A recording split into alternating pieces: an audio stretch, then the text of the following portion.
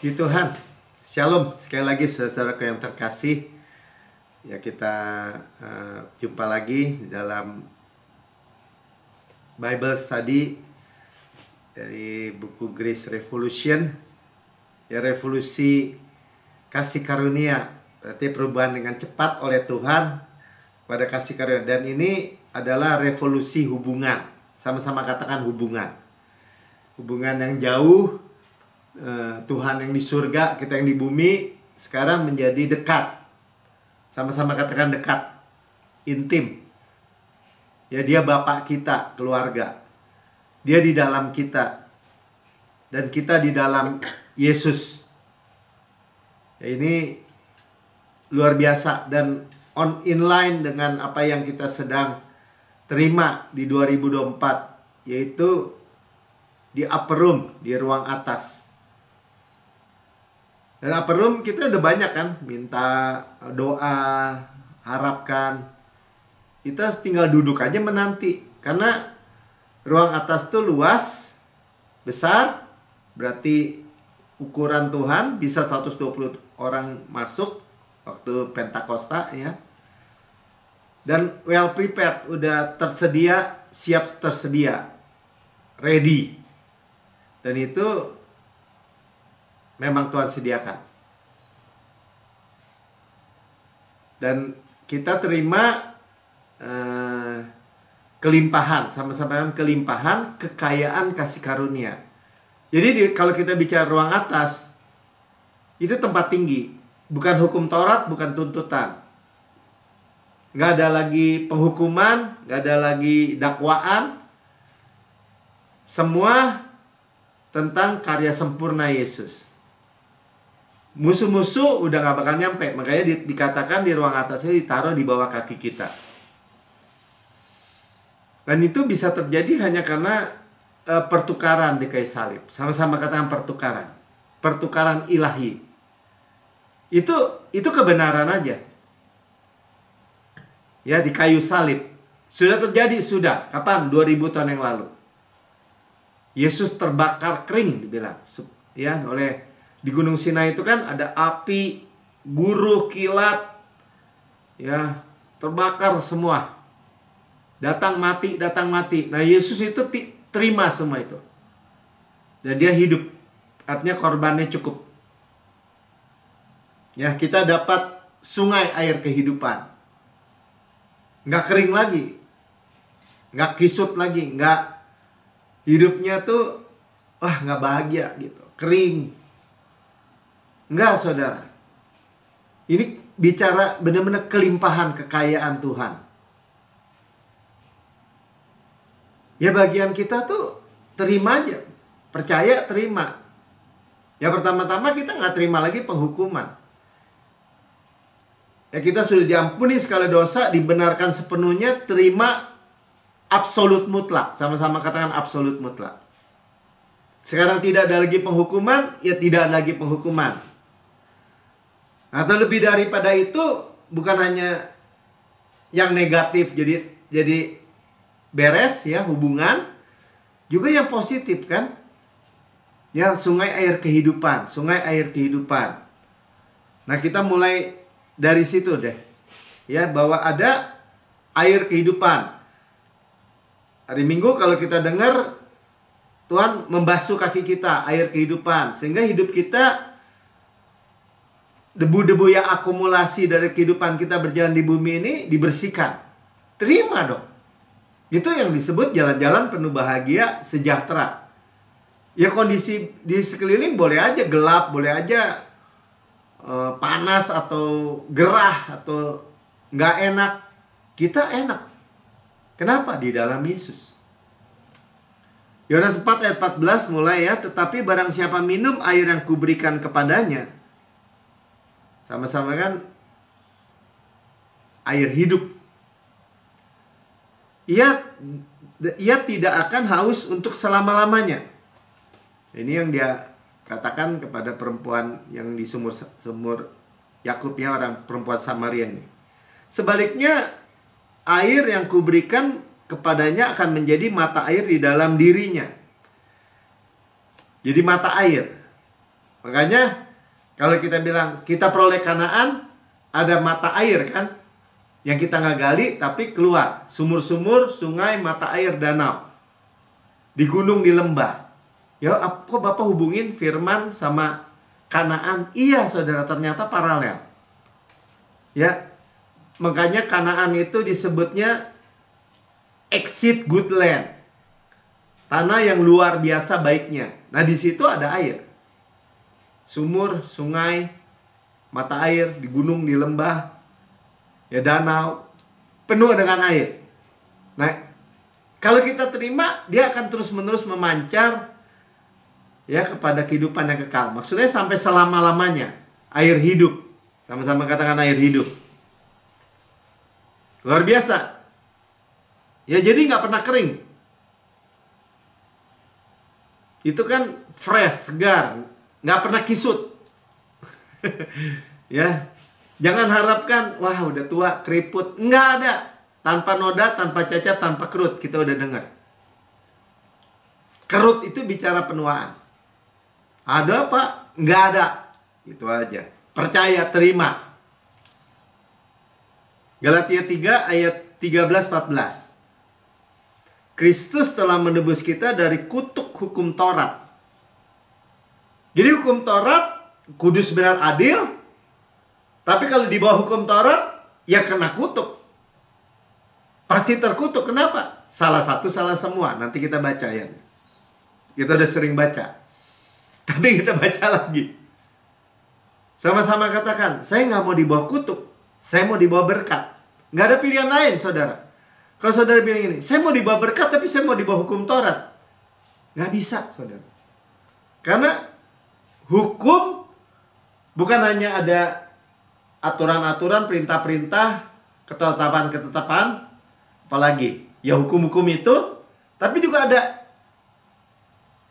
hukumannya. Dan hukum Taurat itu sifatnya begini, salah satu, salah semua. Saudara bilang, saya nggak berzina, tapi saya berbohong. Kan jauh dong, zina sama bohong nggak ada hubungannya. Saudara berbohong, saudara sama aja dengan berzina. Enggak, kata Tuhan Yesus, iya. Sama. Terkutuklah orang yang digantung pada kayu salib. Berarti kayu salib itu mestinya yang harus kita terima. Hukuman. Murka. Kutuk. Jadi kalau ada orang bilang, saya pikul salib, ikut Yesus. Saudara pikul kutuk. Terkutuklah orang yang digantung pada kayu salib. Salib itu kutuk. Bagi kita harus pastikan. Karena finish work, karena pekerjaan yang sempurna selesai oleh Tuhan Yesus. Salib yang harusnya kita pikul, yang harusnya kita dipantek di situ, sudah ditanggung oleh Yesus. Jadi kita harus berdiri teguh. Enggak, saya nggak dibawa kutuk. Kutuk saya di mana? Sudah ditanggung Yesus. Ya tapi gini. Nggak ada. Sudah ditanggung Yesus. Tuhan sudah perhitungkan semua. Yesus membuat ini. Jadi Yesus Kristus telah membuat ini. Digantung di kayu salib. Jadi kutuk buat kita. Telah ya telah. Jadi jangan pernah ada seorang pun yang mau, atau siapapun yang mau menipu kita percaya gitu. Karena ini ada ajaran tradisi agamawi yang sudah turun-temurun. Mau nggak mau akan kita dengar. Supaya, kita mau bagian yang ini. Supaya di dalam Yesus, berkat Abraham sampai kepada bangsa-bangsa lain. Siapa? Saudara dan saya. Bukan Jews, bukan Yahudi aslinya. Non-Jews, non-Yahudi. Tapi di dalam Kristus kita keturunan Abraham, berhak menerima janji Allah, berkat Abraham. Sama-sama saya katakan, diberkati berlimpah-limpah, dimultiplikasi. Itu Tuhan janji, Tuhan sumpah sampai kepada kita. Amin. Sehingga oleh iman kita menerima roh yang telah dijanjikan itu. The promise. Jadi Tuhan tuh janji the promise. Satu-satunya. Definite article itu artinya satu-satunya. Jadi Tuhan janji Roh Kudus. Nah, ini yang berkaitan dengan hubungan, revolusi hubungan. Roh Kudus, Roh Kristus, Allah sendiri tinggal di dalam diri kita. Kita di dalam Tuhan Yesus, Roh Kudus, satu. Ya, jadi semua itu kalau kita terima Yesus, ya terima Roh Kudus. Oleh iman, ya, kebenaran iman. Selalu kita bilang kalau udah bicara iman itu bukan lagi upaya diri atau usaha upaya perform diri, bukan sama sekali. Iman, kalau udah bilang iman, wah itu orang beriman tuh. Tapi upaya sendiri bukan. Ya, kalau upaya diri iman nggak ngalir. Kalau upaya diri kasih karunia nggak mengalir juga, nggak ada. Jauh dari kasih karunia upaya diri. Ya, beda kutub. Harus jelas. Ya, jadi oleh iman, sama-sama kata oleh iman. Tangan terbuka menerima. Percaya menerima. Nggak ada upaya kita gitu, nggak ada. Jadi kalau sudah bilang iman, kebenaran iman, itu begini nih. Dan di dalamnya isinya kita percaya good opinion of God, segala sesuatu yang baik. Jadi kalau iman itu percaya Tuhan menghukum, itu bukan iman. Tuhan, oh itu diizinkan Tuhan. Jadi saudara gini, Tuhan nggak mengizinkan kecelakaan atau saudara celaka gitu, enggak. Memang Tuhan bisa biarkan gitu ya, atau izinkan untuk kita berakar ketika atau Tuhan juga nggak izinkan penyakit ya, karena Tuhan beda kutub dengan penyakit gitu. Tuhan menyembuhkan kok. Tapi kalau diizinkan misalnya ditindas gitu, karena kita Kristen, orang lain nggak suka gitu. Atau di dalam hubungan orang lain menindas. Nah, itu yang disebut apa tuh? Menderita karena Kristus. Saudara percaya kasih karunia, saudara dimusuhin. Bahkan sama orang Kristen lain misalnya. Nah, itu nggak masalah. Sedikit ya, karena iman. Dan ini pertukaran. Sama-sama katakan pertukaran di kayu salib. Jadi, pertukaran di kayu salib itu sangat penting, saudara. Pertukaran ilahi. 2 Korintus 5 ayat 21. Dia yang tidak mengenal dosa telah dibuatnya menjadi dosa karena kita. Jadi kalau orang bilang gini, kenapa kamu bisa bilang saya adalah kebenaran Allah dalam Kristus? Kamu kan orang berdosa. Kamu kan bisa gagal. Kamu salah. Iya. Bagaimana? Jawabannya gini. Kalau kamu bisa jelasin bagaimana Kristus tidak ada dosa, tidak berbuat dosa, dosa tidak ada dalam dirinya, telah menjadi dosa. Kalau bisa jelasin itu, saya bisa jelasin. Seperti penjelasan itu. Yang nggak bisa jelasin kita. Selain kita percaya. Gimana Kristus yang nggak buat dosa, nggak ada dosa, di dalam dirinya nggak ada dosa, nggak punya dosa, udah gitu aja. Tapi dikatakan dibuat menjadi dosa. Kalau saudara percaya ayat ini, ya saudara harus percaya. Ya. Bahwa dikatakan supaya di dalam Dia, di dalam Yesus kita dibenarkan oleh Allah. Bahasa Inggrisnya lebih jelas ya. That we might be made, dibuat the righteousness of God in Him. Kita dibuat menjadi kebenaran Allah di dalam Kristus. Saya adalah kebenaran Allah di dalam Kristus, katakan. Menjadi pribadi, menjadi milik kita. Saya adalah kebenaran Allah di dalam Kristus. Oh, ini powerful sekali, saudara. Di dalam kehidupan kita, apapun persoalan masalah, raksasa, gunung-gunung persoalan kita cuma bilang, saya adalah kebenaran Allah di dalam Kristus. Sama aja tuh, grace, grace. Kasih karunia, kasih karunia. Gunung-gunung persoalan jadi tanah rata. Belum beres, grace, grace. Ini, saya adalah kebenaran Allah di dalam Kristus. Nggak pakai tapi-tapi, saudara. Gimana kamu? Belum benar, bilang benar. Itu manusia lama saya udah mati di kayu salib. Saya ciptaan baru. Ya tapi masih gagal. Itu manusia lama saya, ngotot aja di situ. Saya adalah kebenaran Allah dalam Kristus. Amin. Ya, sehingga kita menerima tadi air berlimpah. 2 Korintus 8 ayat 9. Karena kamu telah mengenal kasih karunia Tuhan. Karena kamu telah mengenal kasih karunia Tuhan. Ya, kita non-Jews, kita sudah mengenal kasih karunia Tuhan, bukan mengenal hukum Taurat, bukan. Bahwa ia, Yesus, yang oleh karena kamu menjadi miskin, ditelanjangi di kayu salib. Ya, sekalipun ia kaya, langit di atas langit, bumi dengan segala isinya milik siapa? Milik Yesus, ya udah bukan kaya lagi. Kaya raya. Kaya rela menjadi miskin. Ya, karena kamu menjadi miskin, karena saya. Sama-sama kan karena saya. Bukan untuk dia, karena kita. Ya, sekalipun ya kaya, supaya kamu menjadi kaya. Rohani, Pak. Ini lagi bicara konteksnya adalah keuangan. Kaya makmur benar-benar. Oleh karena kemiskinannya. Ya termasuklah. Dia duka cita supaya kita suka cita. Dia disiksa supaya kita nggak dihukum, nggak disiksa. Dia terkutuk, dibakar supaya kita tidak terkutuk. Ya boleh. Pokoknya pertukaran. Kaya, punya langit di atas langit, bumi dengan segala isinya, punya dia semua, dari ujung ke ujung, punya bapak semua, rela jadi miskin. Itu ya sama kayak tadi ya. Gimana tuh? Nggak punya dosa, jadi dosa. Kaya, jadi miskin. Kita cuma bilang gini, amin Tuhan. Saya menerima karyamu yang sempurna bagi saya.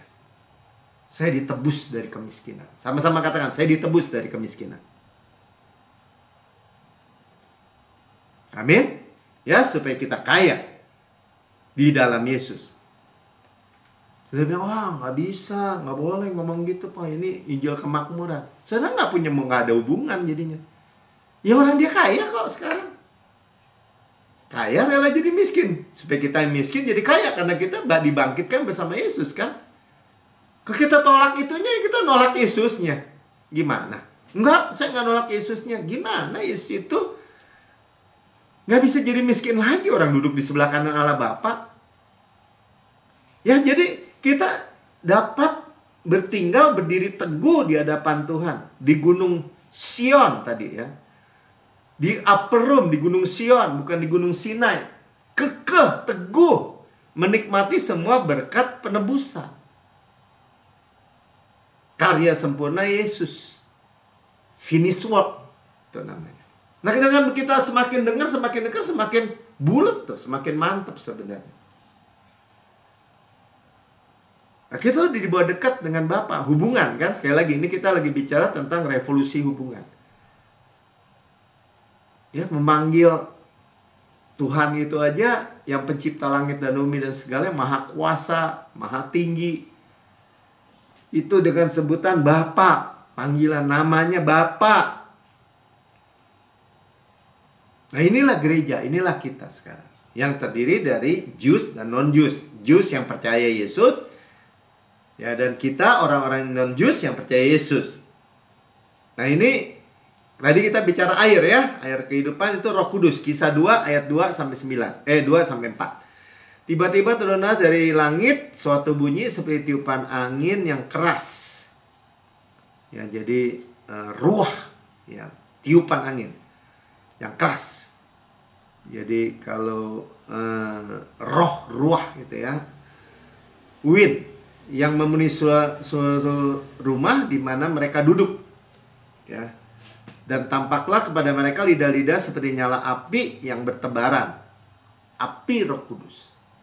Nyala api. Makanya disebut, ya kalau nggak dingin, hukum Taurat, atau panas, Roh Kudus. Api. Yang bertebaran hinggap dalam mereka masing-masing.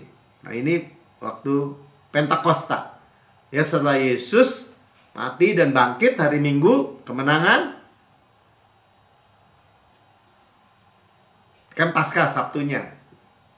50 hari Pentakosta. Jadi semua perayaan-perayaan orang Yahudi itu yang menggambarkan Yesus itu digenapi semua. Nah, ini lahirnya gereja. Pentakosta pertama di Gunung Sinai itu 3.000 orang mati kan? Karena 2 loh batu diberikan. Penghukuman. Hukuman. Lahir gereja 3.000 orang diselamatkan. Udah perubahan, saudara. Ya, dia dikatakan ayat 4, maka penuhlah mereka dengan Roh Kudus. The promise, sama-sama kan? Janji, ya. Definite article, the promise. Janji yang nggak dimiliki oleh orang-orang di perjanjian lama karena Yesus belum mati di kayu salib. Mereka nggak penuh Roh Kudus seperti kita, nggak masuk tapi hinggap iya, tapi ini masuk karena dikatakan penuhlah mereka dengan Roh Kudus. Lalu mereka berkata-kata dalam bahasa lain yang telah seperti yang diberikan Roh itu kepada mereka untuk mengatakannya. Nah, ini bicara juga doa bahasa roh ya. Tapi ini bahasanya bisa dimengerti, Pak. Oke, pokoknya Roh Kudus yang kerjakan. Kalau sudah berdoa berbahasa roh, Roh Kudus. Ya, dalam keluhan-keluhan yang tidak terucapkan. Kalau yang bisa diterjemahkan, karunia Roh Kudus. Jangan dibuat pusing, saudara. Maksud saya gitu aja. Karena udah manunggal ini. Roh, ya roh. Roh besar, roh kecil, ya roh. Kalau asal roh Tuhan. Ya kecuali roh yang bukan roh Tuhan. Ya, Roh Kristus. Kelahiran gereja. Ini bicara apa? Revolusi hubungan. Sudah ada pendamaian. Dia mau tinggal di bait Roh Kudus ini. Harus kudus tuh. Tapi bukan kudus karena perbuatan. Upaya diri. Kebenaran diri. Tapi kebenaran iman. Percaya. Darah. Yang menyucikan. Tinggal. Gimana? Ya terima. Percaya, terima. Saya percaya. Amin. Sama-sama katakan, Yesus hidup di dalam saya. Jadi hikmat, kebenaran, kekudusan, penebusan, jalan, kebenaran, hidup, sukacita, air hidup, damai sejahtera, kebahagiaan, penuh, dimudahkan lagi, dari sehat ke sehat. Ada semua di dalam diri kita. Firman. Kita mau, ya kita terima. 1 Korintus 6 ayat 17. Tetapi siapa yang mengikatkan dirinya dengan Tuhan menjadi satu roh dengan dia. Tuh. Satu roh. Satu. Itu hubungan. Gak ada sebelum Yesus mati di kayu salib. Gak ada. Itu hubungan. Itulah kasih karunia. Saya nggak merasa, Pak, ada kehadiran. Nggak pakai rasa, nggak pakai rasa, nggak rasa. Percaya. Saya mengikatkan diri dengan Tuhan. Kenapa? Dengan mulut saya mengaku, dengan hati saya percaya bahwa Yesus Kristus adalah Tuhan dan Juru Selamat saya. Nah gitu kan. Mengikatkan diri dengan Tuhan. Satu roh. Dia kepala saya tubuh. Jemaat tadi yang dilahirkan di Pentakosta itu adalah tubuh. Satu. Amin. Ya, dekat. Di dalam. Kita di dalam dia.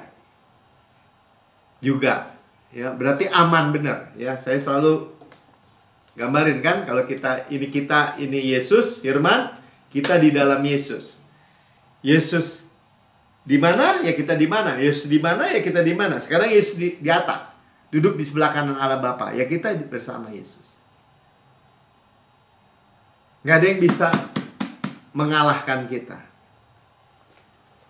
Yang percaya katakan amin. Itulah hubungan. Sekali lagi, kata hubungan ini luar biasa. Ya, inilah merupakan akhir daripada pergumulan, masalah, persoalan, kekeringan hidup. Dari hidup kita semua. Hargai Yesus. Makanya kita katakan Yesus di tempat yang benar. Di tempat yang tinggi.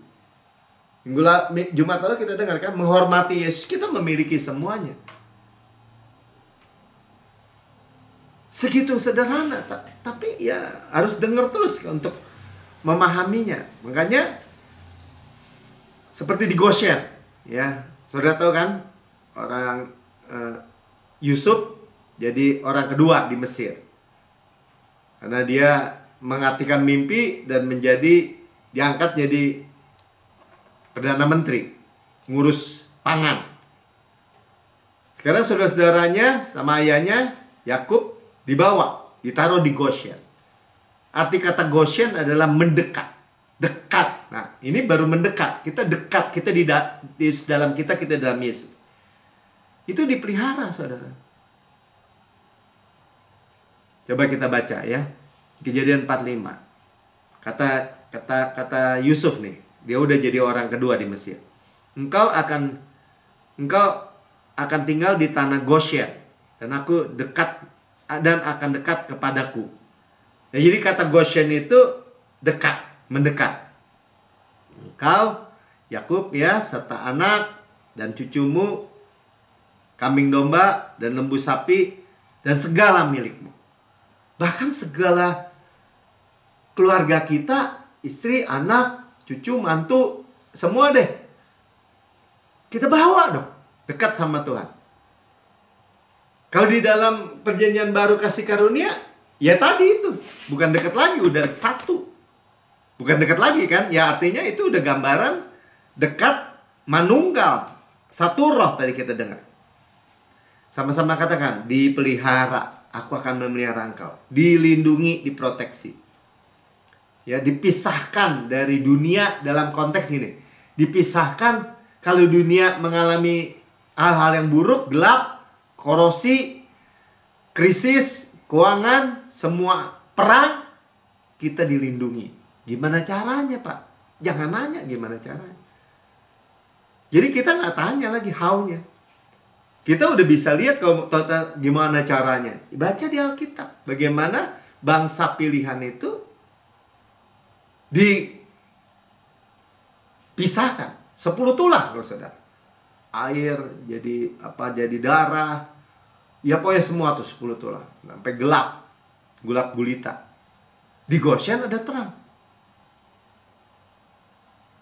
Yesaya 60 ayat 2. Oh, belum nih tadi ya. Oh ya, dipelihara ya. Di sanalah aku akan memelihara engkau, sebab kelaparannya masih 5 tahun lagi, supaya engkau jangan jatuh miskin bersama seisi rumahmu dan semua orang yang ikut serta dengan engkau. Tuhan selalu membawa kita dan keluarga kita, bahkan orang-orang yang dalam kita. Ingat ya, waktu Rahab yang pelacur itu, semua orang di rumahmu itu ikut nggak mati gitu, ikut dilindungi, dipelihara. Sampai binatang tadi. Makanya itulah berkat Tuhan tuh, kita nggak mau take it for granted gitu ya, apa tuh? Menyia-nyiakan, menganggap remeh. Tolong. Semua ini bicara semua. Saya, Bu Lili juga, Mika, Sharon, saudara semua, keluarga. Pastikan bahwa kita itu bukan hanya teori ini. Atau di awang-awang, ngarang. Ini hidup yang real. Makanya kita bisa, kalau kita lihat, mereka di Mesir, Goshen itu di Mesir, tapi mereka dipisahkan. Seperti Yesaya 20 ayat 2, ini janji ya. Sebab sesungguhnya kegelapan menutupi bumi dan kekelaman menutupi bangsa-bangsa. Bumi, bangsa-bangsa gelap. Ya gimana, Pak? Ya kita kan ada di situ. Kalau Indonesia gelap, ya kita gelap dong. Nggak bisa gitu aja. Karena ada saudara yang menyatakan terang, ya terang. Makanya iblis berusaha banget tuh supaya kita nggak terang lagi, tapi di bawah hukum Taurat, gelap lagi. Ya ke bawah-bawah. Saudara harus percaya gini, karena ada saudara di kota Bandung misalnya, atau di kota Jakarta, atau di Indonesia ini. Maka Indonesia ini sejahtera, udah gitu aja. Gimana caranya? Jangan tanya gimana caranya. Yang penting kita percaya. Karena kita ada di bangsa ini, dan Tuhan memelihara atau memperhatikan kesejahteraan kita, keluarga kita, orang-orang sekeliling kita. Karena kalau bangsa ini hancur-hancuran, misalnya kayak digasak gitu. Oh, tapi kan digasak ada orang Kristen, Pak, gini. Saya nggak mau tahu deh. Saya nggak mau menghakimi. Tapi yang saya percaya gini, kalau ada orang Kristen, ada Yesus, ya, pasti sejahtera. Siapa yang percaya gitu masalahnya? Orang, ya ada Pak, itu perhatikan kesejahteraan karena ada yang bersyafaat. Satu orang aja, Yesus sebenarnya jawabannya.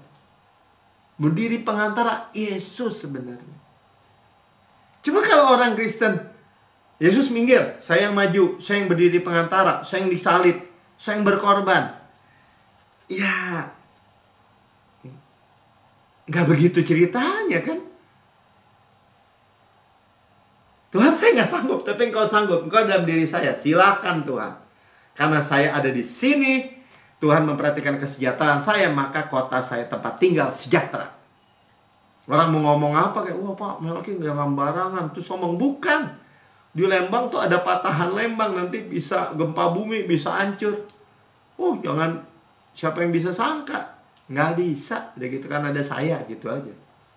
Itu sombong Pak, bukan sombong. Karena ada Yesus di dalam diri saya. Harus jelas ya, saudara, harus jelas. Harus jelas. Ini benar-benar sesuatu yang, ya Pastor P sering bilang gini. Itu Korea kan satu Korea tuh ya. Ada Korea Utara, ada Korea Selatan. Kenapa Korea Utara kayaknya tandus gitu? Kan sama-sama Korea. Kenapa Korea Selatan makmur? Karena ada orang Kristen. Saya nggak bilang semua orang Kristen benar gitu ya. Tapi karena ada orang-orang yang orang benar, udah gitu aja. Ada Yesus sebenarnya. Ketika saudara bilang, saya adalah kebenaran Allah dalam Kristus, saudara ada Yesus. Saudara, saya harapkan bisa memahami ya. Jadi kalau kita lanjut tadi gini, tetapi terang Tuhan terbit atasmu tuh. Kan jelas. Ya, dan kemuliaannya menjadi nyata atasmu. Jadi kalau ada saudara, ya di tempat saudara ada terang. Bangsa-bangsa berduyun-duyun datang kepada terangmu, dan raja-raja kepada cahaya yang terbit bagimu.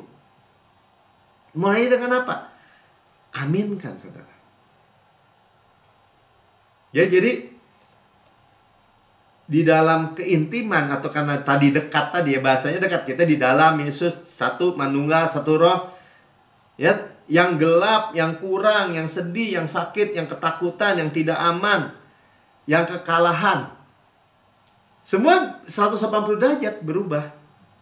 Gelap ya terang, kurang ya nggak kekurangan, sedih sakit ya sembuh, bahagia, ketakutan ya nggak takut,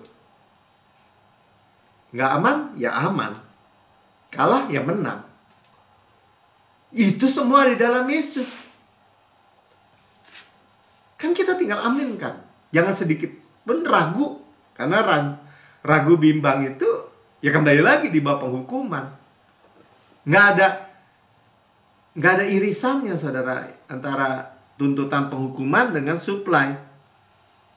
Ya, jadi keintiman satu dengan Yesus itu pasti menghasilkan buah-buah yang baik. Sama-sama kata buah-buah yang baik. Karena hubungan suami istri kan, keintiman menghasilkan anak. Nah, keintiman dengan Yesus pasti menghasilkan buah. Nah, jadi kalau saudara bilang gini, kok bisa? Ya, kok bisa berbuah?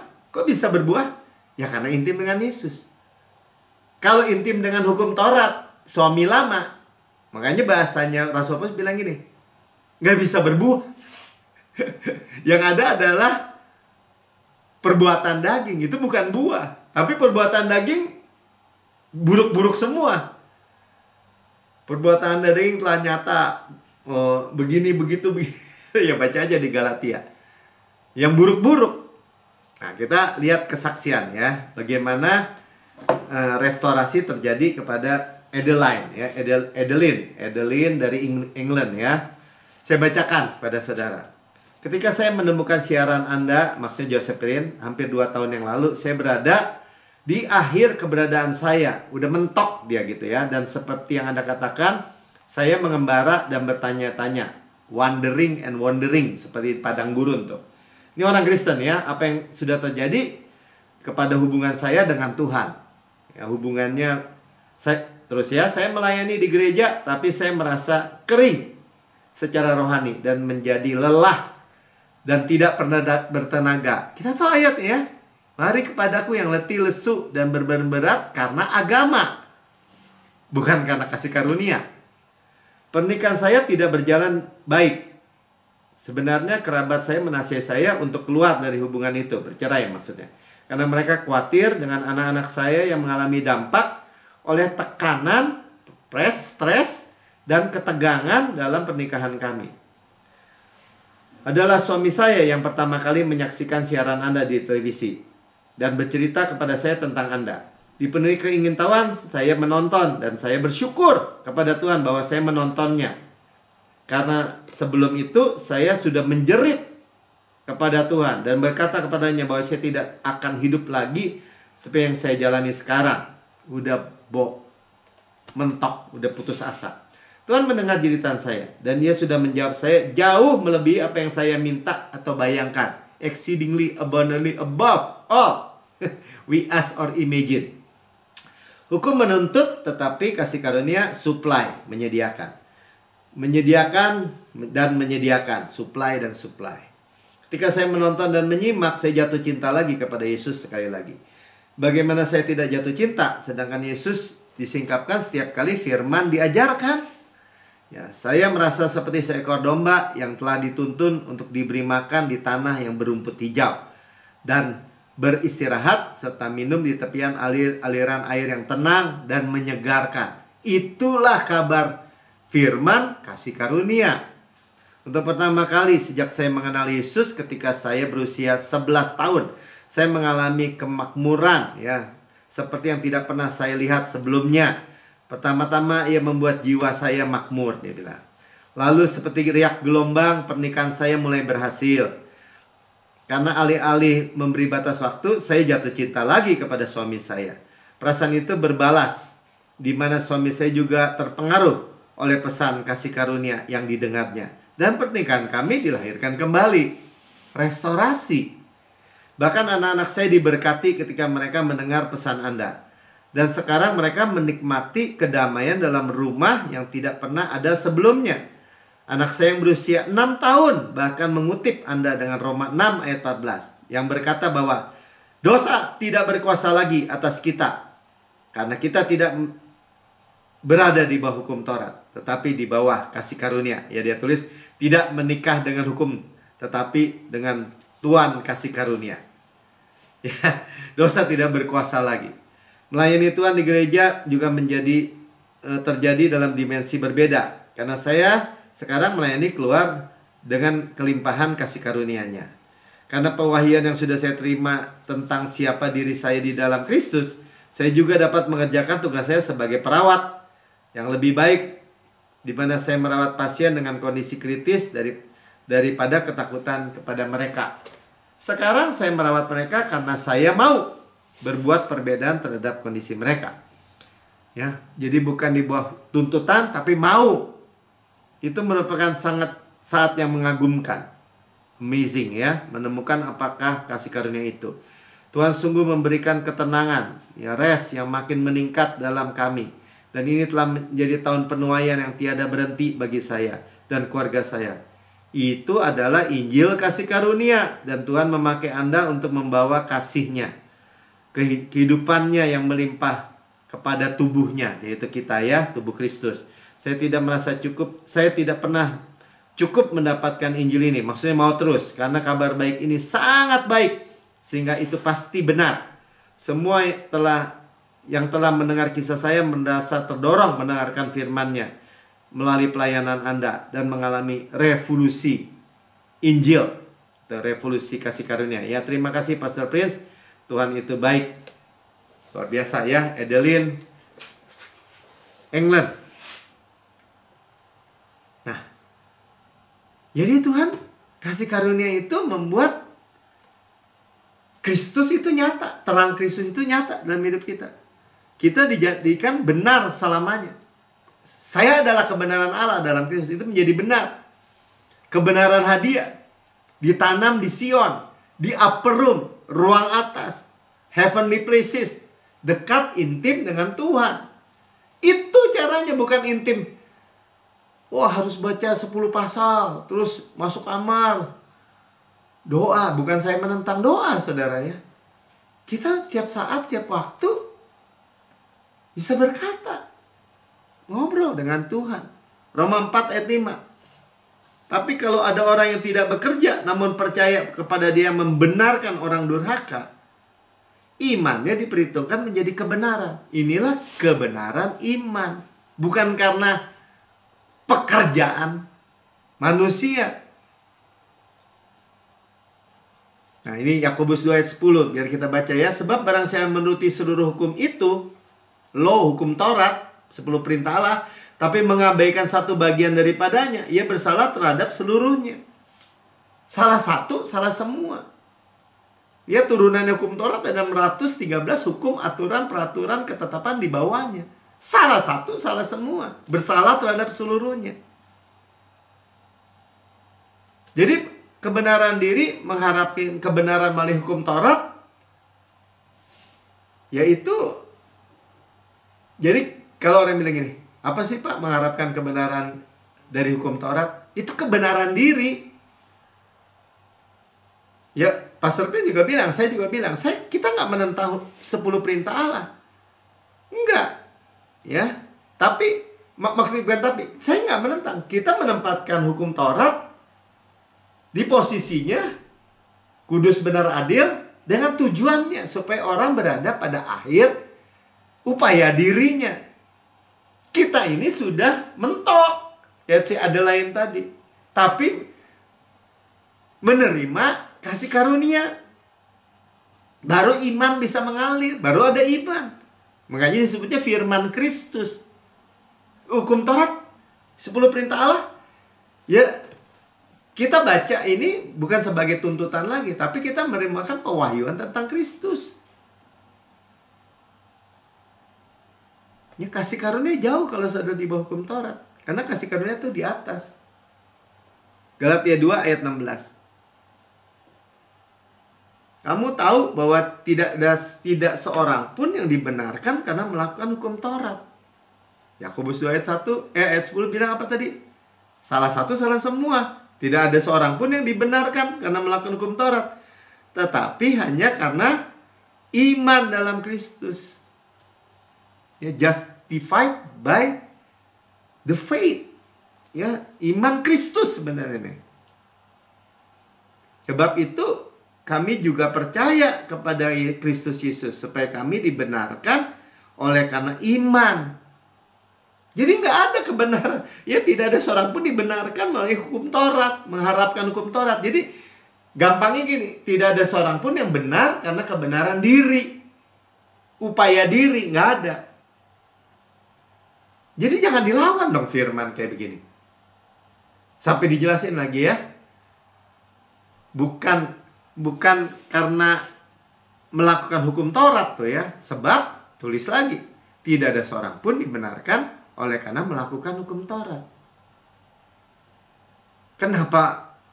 Kenapa orang maksa gitu ya, orang Kristen mau gitu, dibawa lagi dalam percampuran?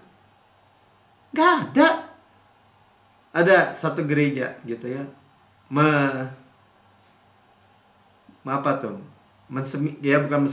belajar menggali tentang Galatia.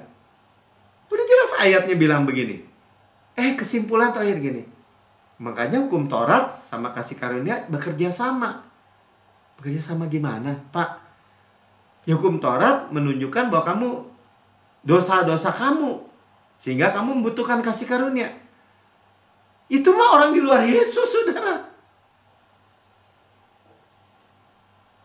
Orang di dalam Yesus, kalau kamu mengharapkan lagi di doa kasih karunia, mengharapkan lagi kebenaran hukum Taurat, nunjuk-nunjuk dosa, malah bikin dosa, membangkitkan dalam diri orang itu rupa-rupa hawa nafsu. Kalau kata Rasul Paulus di Roma 7. Kan jadi campur aduk lagi, saudara. Saya bingung juga tuh. Satu sisi dia bilang di awal udah benar. Wah, kita nih nggak ada lah upaya kita bisa kudus, kita benar hanya karya Yesus. Tapi di akhir dikawinin lagi. Bagi saya itulah perjinahan rohani itu. Saudara sudah menjadi mempelai Kristus, dibeli milik Kristus, mempelai Kristus, masih mau dekat suami yang lama tadi, hukum Taurat. Namanya perjinahan rohani, saudara.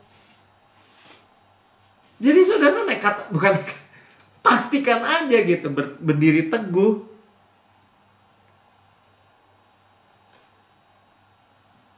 Ya, jadi kita mendukung dengan tujuan alasan Tuhan memberikan hukum Taurat, yaitu supaya manusia dibawa kepada akhir dari dirinya dan melihat dan membutuhkan juru selamat.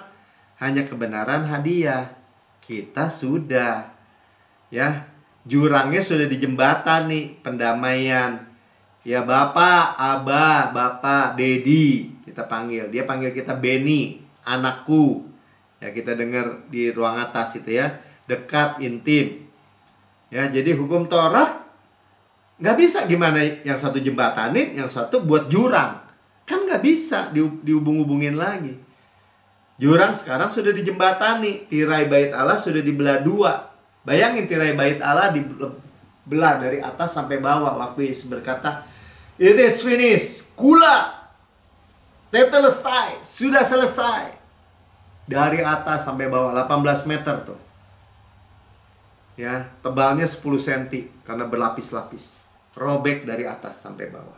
Bukan manusia yang robek, dari atas, dari Tuhan yang robek. Seret gitu. Bukan pekerjaan manusia. Sudah jurang antara Tuhan dengan manusia itu sudah dijembatani. Jauh dari dekat. Efesus 2 ayat 17-18.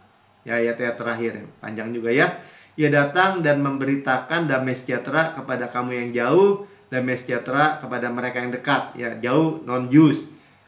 Jews, damai sejahtera, ada pendamaian. Ya, jadi dekat semua oleh darah, ya. Zakaria 9 ayat 12, kita menjadi 18-nya, karena dia kita kedua pihak dalam satu roh berada jalan masuk kepada Bapa tadi. Tirai itu sudah dibelah. Ya, kalau enggak mati masuk ruang Maha Kudus. Sekarang enggak, sudah bersatu. Ini dalam kita, ini bait Roh Kudus. Amin. Ya, Zakaria 9 ayat 12, kembalilah ke kota bentengmu. Kota benteng kita siapa? Yesus. Ya, hai orang-orang tawanan yang penuh harap, prisoner of hope. Kita jadi memiliki pengharapan pasti. Ya, pada hari ini juga aku memberitahukan, aku akan memberikan ganti kepadamu 2 kali lipat. Jadi apapun yang hilang tadi, apapun yang rugi, kita diganti 2 kali lipat. Jadi kalau udah restorasi 120%, 2 kali lipat, ada 7 kali lipat, Pak. Itu semua bicara apa? Berlimpah-limpah banyak. Roma 5 ayat 17. Ya, sebab jika oleh dosa satu orang maut telah berkuasa oleh satu orang itu, maka lebih-lebih, much more, mereka yang telah menerima. Sama-sama katakan, saya menerima kelimpahan kasih karunia, kelimpahan kebenaran hadiah, ya, gift of righteousness tuh, anugerah kebenaran. Kita nggak menerima sedikit, kita menerima kelimpahan, kekayaan kasih karunia, kelimpahan kekayaan kebenaran hadiah. Akan reign in life, ya, hidup dan berkuasa, reign in life, berkuasa dalam hidup. Oleh karena satu orang itu, yaitu Yesus Kristus. Ini tagline-nya New Christian Church sama Gereja Ciptaan Baru. Kita berkuasa dalam hidup. Sama-sama kata, saya berkuasa dalam hidup. Saya mau nerima, cuma nerima. Kenapa? Karena Tuhan gak paksa kan. Ya, kita mau menerima by grace through faith, melalui iman, oleh kasih karunia melalui iman, kelimpahan. Makanya Tuhan bilang, ya jauh lah, kalau yang tadi yang negatif jauhnya ke sana. Sekarang yang positif lebih jauh lagi ke sana, tapi positif, reign in life. Amin. Ya, ayat terakhir Yesaya 54 ayat 14, engkau akan ditegakkan di atas kebenaran. Tegak. Bukannya jatuh, patah, bukan. Engkau akan jauh dari pemerasan. Siapa bilang dunia yang gelap kita kena juga gitu. Kita jauh dari pemerasan. Diperas, ditindas gitu. Makanya praktisnya apa, Pak? Saya nggak pernah mau kalau orang bilang gini, ya kan kamu minoritas di bangsa ini. Ya salahnya orang Kristen mau ngomong sendiri lagi, kita minoritas. Siapa bilang? Saudara satu aja ada satu Pak Budi sama Yesus. Itu mayoritas di bangsa ini gitu misalnya. Terus ditakut-takutin. Kamu kalau saya nggak izinin, siapa bilang kita harus takut? Nggak bisa. Saya tutup loh, saya ancam, saya gini. Sebenarnya orang Kristen karena dia ngomong sendiri sih di mimbar. Ya kita minoritas, kita nih ditindas, kita nih semut-semut kecil-kecil debu. Tuhan nggak bilang begitu. Ada Pak ayatnya. Ya Tuhan tebus kita dari itu. Ya makanya sebab engkau tidak usah lagi takut. Pak Melki ngumpet, Pak Melki. Ada preman tuh, badannya gede. Ngumpet. Suruh masuk si Asep. Kan saya bilang, saya cerita. Di toko aja saya begitu, buka Mik. Tidak lagi takut. Ditakut-takutin. Nggak mau takut. Kenapa? Kita punya Yesus. Kita nggak memiliki roh ketakutan. Roh Kudus di dalam diri saya. Gitu, ngomong aja. Dan kau akan jauh dari kekejutan. Ya, banyak orang hidup gitu. Kemarin misalnya istri saya bilang, sekarang di airport hati-hati lo banyak pencuri. Bayangin ya, dia mau jalan-jalan repot. Nah, karena ngomong, saya bilang nggak perlu ngomong gitu. Enggak. Banyak orang tuh, apalagi ya, sekarang musimnya misalnya apa, orang kena alergi atau kenapa lagi ya, musimnya begini, musimnya begitu. Itu kan kadang-kadang kita mikir ya, zaman dulu kayaknya nggak ada tuh autoimun misalnya gitu ya. Kenapa sekarang banyak? Karena ada yang nyebarin gitu. Maksudnya mungkin baik ya, maksudnya ya. Tapi karena itu jadi sebar gitu. Jadi banyak. Enggak apa, karena dulu belum ditemukan. Sekarang, udahlah. Yang ditemukan adalah kebenaran sekarang, saudara. Jauh dari kekejutan. Jadi nggak ada yang bisa mengejutkan kita lagi. Kekejutan negatif ya. Lagi tenang-tenang, tiba-tiba rumahnya kebakar gitu. Nggak ada gitu aja. Kenapa Mbak Melki? Kan bisa. Nggak bisa. Kenapa? Saya udah ditebus dari kecelakaan. Dari bencana. Sombong Pak. Di dalam Yesus. Ya, nggak ada. Kita mana rendah hati menerima. Sebab ia tidak akan mendekat kepadamu. Kita dekat apa? Kita di Goshen, kita di dalam Yesus, di dalam kita. Gimana itu yang jelek-jelek bisa mendekat? Nggak bisa. Luar biasa ya. Itulah revolusi hubungan. Sama-sama kan revolusi hubungan. Dan kita terima semua yang baik dari Bapa. Saudara yang mendengar di rekaman YouTube, saudara berkata, waduh, saya mendengar kabar baik. Tapi saya belum pernah menerima Yesus sebagai Tuhan dan Juru Selamat pribadi saya. Ini kesempatan saudara. Saudara terima, ikuti saya berdoa. Katakan gini, Tuhan Yesus yang Maha Mulia, saya menerima Engkau sebagai Tuhan dan Juru Selamat pribadi saya. Dengan mulut saya mengaku, dengan hati saya percaya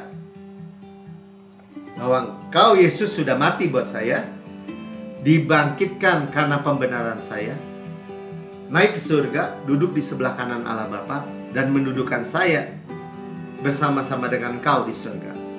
Surga adalah rumah saya. Ruang atas. Bersama Tuhan Yesus. Menikmati semua berkat-berkat. Di dalam nama Tuhan Yesus.